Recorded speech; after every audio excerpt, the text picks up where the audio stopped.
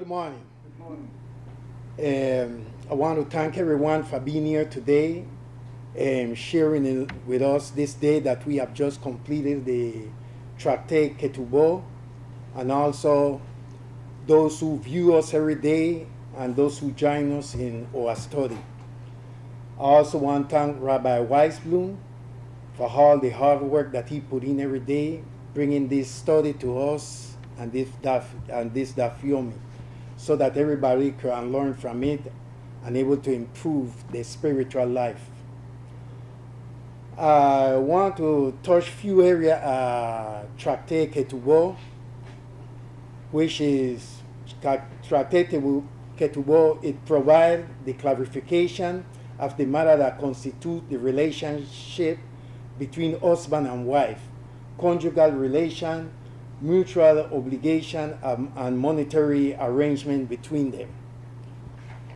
This tractate also discussed the husband's right to various kinds of property and wealth that his wife acquire by means other than work.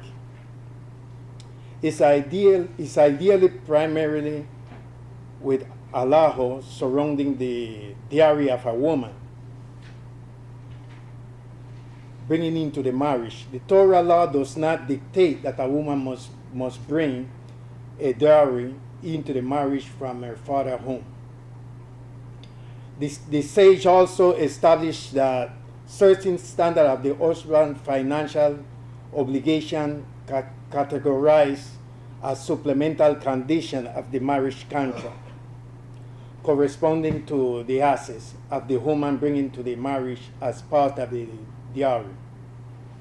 Another question that concerns dowry relates to the woman's right to control property that her father have earmarked for her dowry. May she do with it what she wishes to, unless she's bound by her father's terms. This tractate also covers that all husband property is linked to payment for the marriage contract. After the woman died, the husband is obligated to bury her. After the death of her husband, the widow may continue to live in the house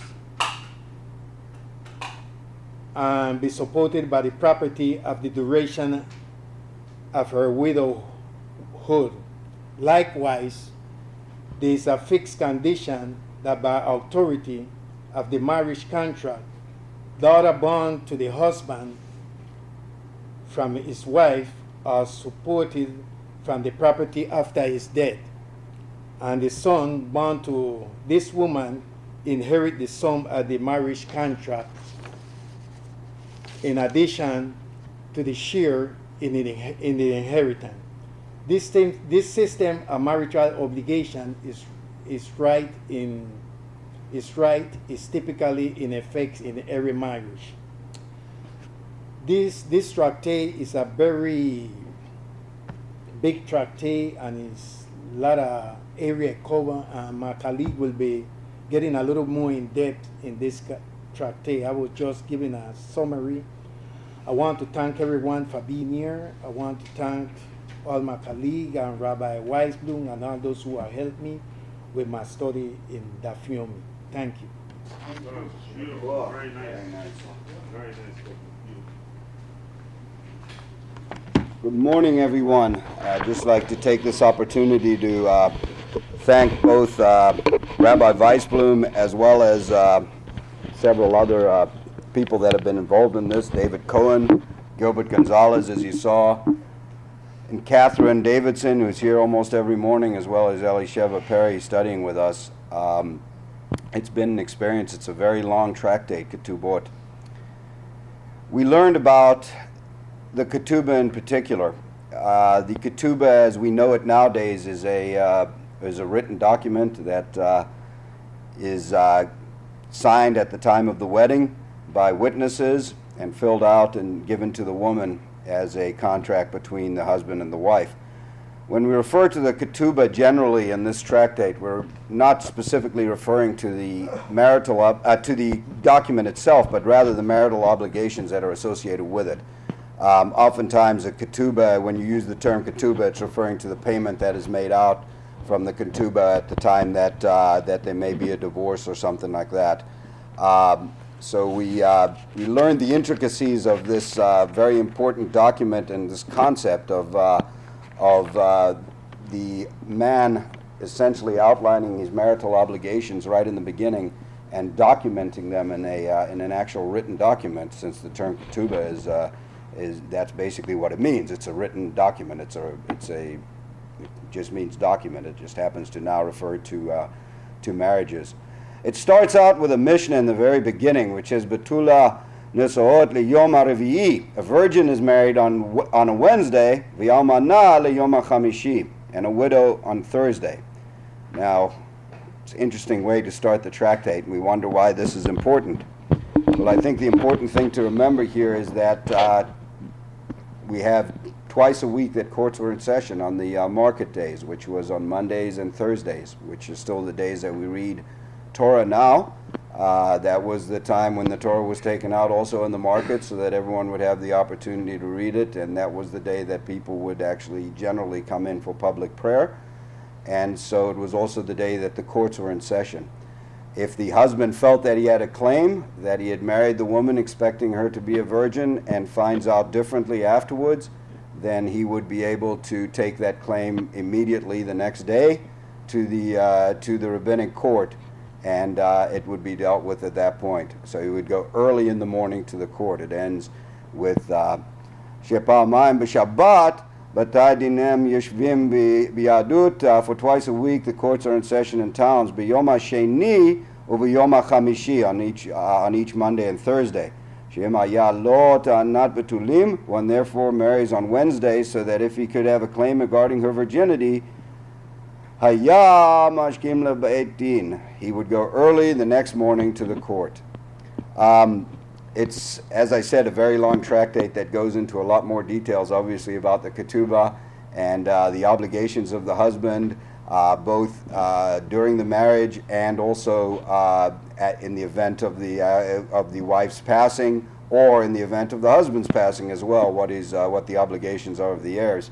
One of the beautiful things about this tractate is it ends with a section that speaks about the beauty and how special Eretz Israel is, and has various discussions on all the wonderful parts and things in our beautiful homeland, and it's one of the most beautiful sections that certainly I've had the opportunity to study in Talmud. Again, I want to take the opportunity to thank everyone, especially my teacher, my Rav, Rabbi Weisblum. Just continue to grow in my Torah learning thanks to him, and of course to all of my Chavruta that are here studying with me in the morning and also studying online with us. We have a massive class here, in that we get oftentimes more than 100 people viewing the class, and so it's kind of like having more than 100 people right here studying with us. So again, it's a big mitzvah. Thank you to Rabbi Weisblum. Thank you all very much.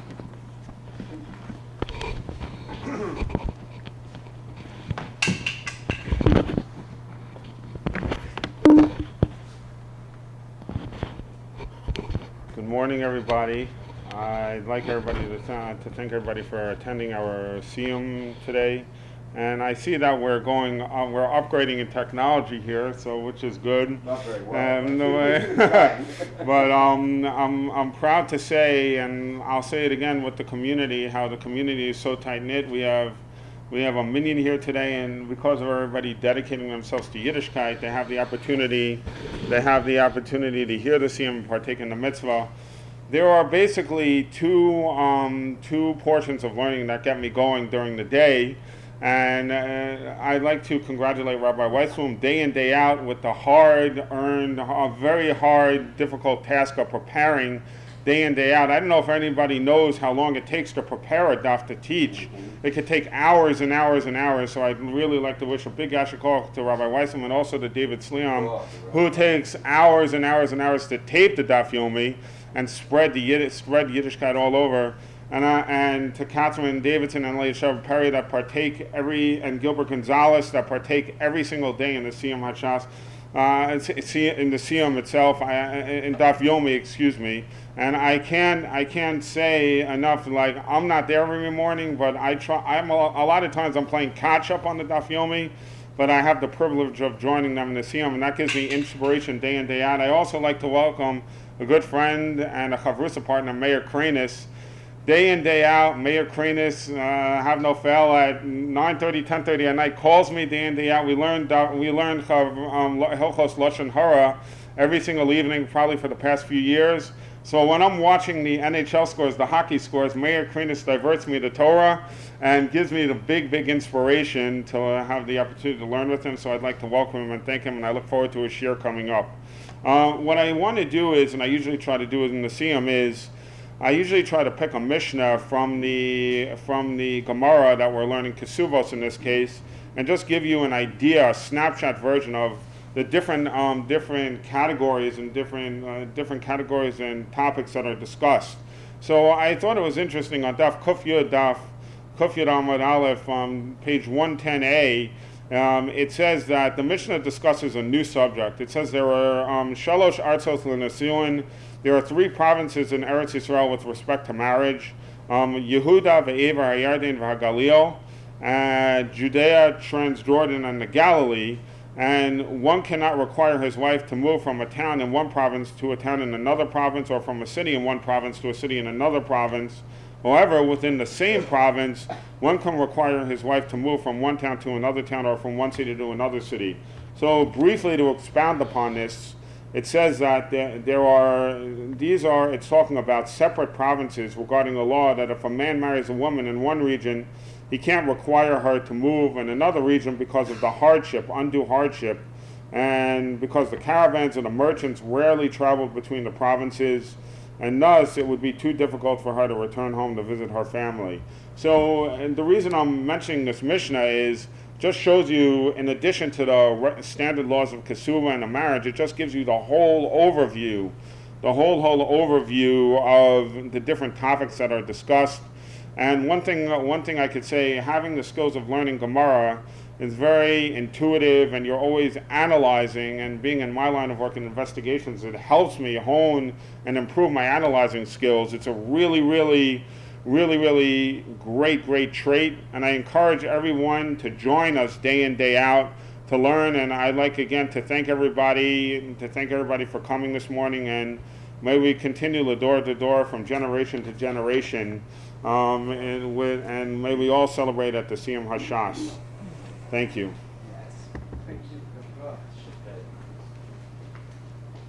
Thank you so much. I can express in words how much I thank each and every one of you. Those who talked before me tell us a little bit about the involvement. The truth is that it's more than that. The great Rabbi Chaim David Azulai was a great Sephardic rabbi.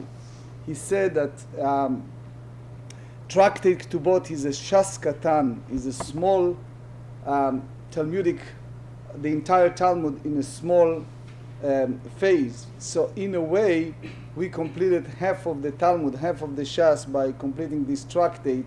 This is the way the Chida tells us. The truth has been told that the preparation before and after for this involved with tremendous and arduous effort.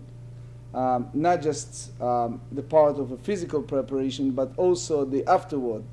When people send us an email and tell us that they're traveling by train, by plane, and they see the page and they'll be able to hear it, it's a lot of post-production.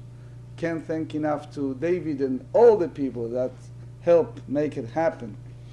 Just want to share with you, like all before me, something that is written in several books like Chavat Da'at, Emet Yaakov, and others, that said that one of the phases in this tractate is Agadeta, which means is a rabbinic story, a tale. And the Agadeta, it's about Rabbi Bar Chana. He speaks about very interesting situation. People are traveling by boat, and suddenly they see a dry land, and they move from their boat to the dry land, and they take a fish, and they cook that fish, and all of a sudden they realize that the fish is alive, and they get scared, and they ran back, and really the last moment they catch the boat, and they are able to escape from that huge attack of all those fishes that they caught. So those books, Chavad Dat and Emet Yaakov, tells us that this is application to what we study at the very end of this tractate. The very end of this tractate, as several of you mentioned, it's the Shvach Eretz Israel, the bless of the land of Israel, and a lot of prophecy for the end of the days, the turmoil that the world will be, which unfortunately the rabbis predicted, and those rabbis who predicted it said that we do not wish to be part of that. So they said that part of that prediction is that those days, Messianic era, the nation of Israel will conquer others, and they feel that they are in charge. You see, in a way, the relationship between the Israelis and the neighbors. It's kind of feeling that they are in charge, they have the control, etc., etc. But the reality is, as they said, the story with the Rabbi Bar Chana, the fish all of a sudden jump. You think you're baking the fish, but he jump on you, and he's about to bite you. And the only way to escape from that Chevlei Mashiach, from that terrible sorrow, is to jump back on the boat and survive. And as the rabbis tells us, here and elsewhere, is the boat, is the study Torah every day. That's the only way that we escape from that great sorrow. So the conclusion of that tractate, the Tosfot said, has to be in a positive note. Amar Rabbi Chia bar Ashi amar Rav, Atidin kol inyanei srak sheberetz Yisrael sheitanu perot. All those fruits in the trees in Eretz Yisrael, they're going to have fruits. The Midrash said that it was one of the ancient miracles, happened at the earliest time. The books like Pnei Yoshua, even Raziel HaMalach mentioned that at the earliest time when it was creation, you planted a fruit, and the next day, or some say the same day, you have it ready as a tree. So they said that's what's going to happen in the land of Israel at the end of the days. And the proof for that, Shene'emar, they said in the book of Yoel, the book of Joel, chapter 2, Ki etz nasa piryo, te'enav v'gefen atnu cheilam, hadran alach shnei dayane gzerot, uslik ala masechet Ketubot. Now we're going to partake its huge mitzvah of hadran. hadran alach masechet Ketubot v'hadrach halan, datan lach masechet Ketubot v'da'atach halan, לא ניתנה שמינך מסכת כתובות ולא ניתנה שמינך לא בעלמא דין ולא בעלמא דעתי, הדרן לך מסכת כתובות והדרך חלן, דעתן לך מסכת כתובות ודעתה חלן, לא ניתנה שמינך מסכת כתובות ולא ניתנה שמינן, לא בעלמא דין ולא בעלמא דעתי, הדרן לך מסכת כתובות ודעדרך חלן, דעתן לך מסכת כתובות ודעתה חלן, לא ניתנה שמינך מסכת כתובות ולא ניתנה שמינן, לא בעלמא דין ולא בעלמא דעתי. We now ask God for help in all of our needs, and we're going to mention the name of 10 sons of Bar Papa, who's not only a pious and great righteous people, but also a peacemaker. You see it over the disputation in the Talmud, they use their names. יהי רצון מלפניך נא לאבותינו שתי תורתך אומנותנו בעולם הזה ותהיה עמנו לעולם הבא. חנינה בר פפא, רמי בר פפא, נחמן בר פפא, אחי בר פפא, במרי בר פפא, רפרם בר פפא, רכיש בר פפא, סוחה בר פפא, עדה בר פפא, דרו בר פפא. The next paragraph is asking God for help, teaching Torah correctly, and help spread the Torah worldwide. הערב נא אדוני אלוהינו דברי תורתך בפינו ובפי עמך בית ישראל, ואנחנו כולנו וצאצאנו וצאצאי צאצאנו עמך בית ישראל, כולנו ידעי שמך ולדברי תורתך לשמם, ואוהבי את חכמני ומצוותיך כלולם ילי, הביט עמי בחוקיך למען לא אבוש, לעולם לא אשכח את פקודיך כדבר מחייתני, ברוך אתה אדוני למדני חוקיך, אמן, אמן, אמן, סלע ועד. Now we thank God for the past, present and future. מודים אנחנו לפניך אדוני לאבותינו ששמת חלקנו מיושבי בית המדרש ולא שמת חלקנו מיושבי קרנות. We thank God for partake of people who study Torah in בית המדרש, and not people who waste their days in vanity. שאנו משכימים והם משכימים, we wake up and they woke up, אנו משכימים דברי תורה והם משכימים דברים בטלים. We wake up to study Torah, they wake up to watch the news in the sports, what's going on. I'm not against sports, but it's a different thing, it's vanity. אנו עמלים והם עמלים, אנו עמלים מקבלים שכר והם עמלים ואינם מקבלים שכר. We have a labor and they have a labor. we have a labor and receive a reward. The rabbis tells us that even by attending a shiur, by attending a class, and you understand little or close to nothing, you soul understand, and by being part of that, you already get a reward. The business world give you a reward only for commission of sales. By us, it's just by attending your reward. אנו רצים והם רצים, אנו רצים לחיל עולמה והם רצים לבאר שחת, שנאמר, ואתה אלוהים תורידם לבאר שחת, נשי דמים ומה לא יחצו עמהם ואני אפתח בך.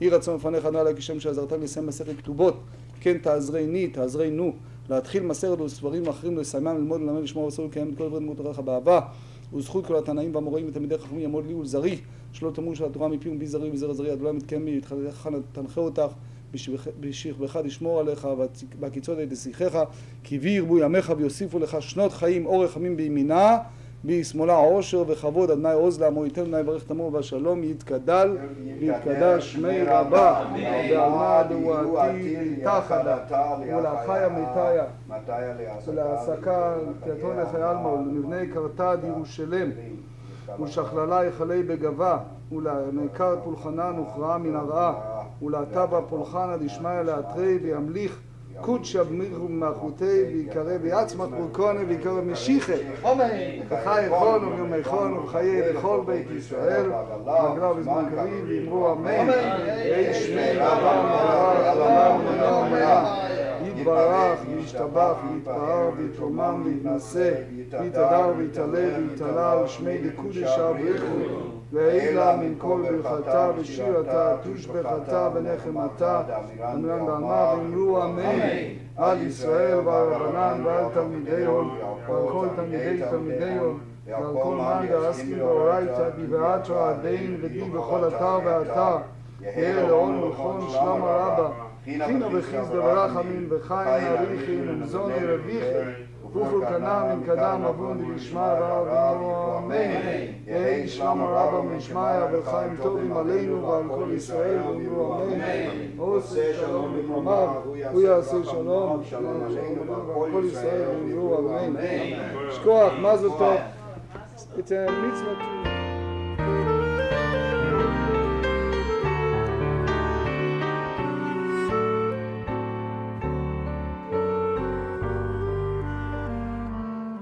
ויחם לשולוים מלאכי השולוים מלאכי